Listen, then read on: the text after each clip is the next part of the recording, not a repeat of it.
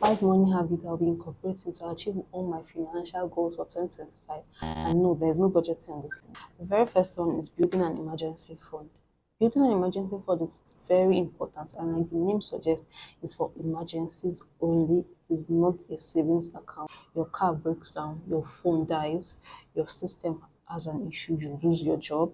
You should have 1 to 2 months salary saved up, so you have enough to cover whatever expenses come up.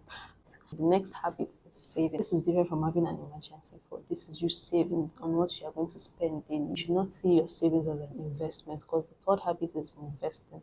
And investing is very important. If you start investing early, you'll enjoy the benefit of compound interest. I recommend investing to anyone, but it's more of a long time thing. You won't see the benefits now. But years later, 20 years down the line, you thank yourself. And there are so many apps that make it easy for you to invest. Now, the fourth habit, tracking your expenses. And this is not budgeting, just tracking your expenses. How much is coming in a month? How many percent of this am I going to invest? Have a percentage in your head. You should be able to track your expenses. There are so many apps that help you to also track your expenses, and there are some I've used and they work well. You don't have to do it so in depth, but for major purchases, you should also track so you can look back and look at your spending, and it makes it easier to see what you spent. And the fifth habit is avoid impulse buying.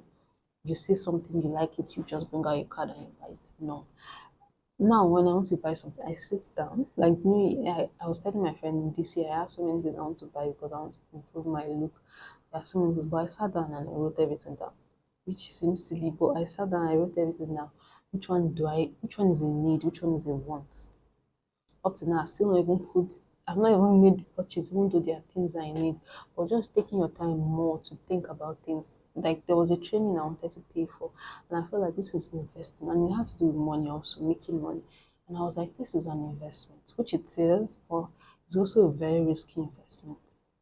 And it's so expensive that if I want to pay for it, I have to remove all the money in my account, my savings, in my emergency fund, everything. And I sat back and I was like, this is not an emergency, so I cannot remove from my emergency fund. Let me save towards it. I created a heading for it and I started saving towards it. And now I'm not even interested again because it's too risky and I'm not in a financial position yet to try that kind of risk. When I have that kind of money to let go and I will not feel it, I can invest in it.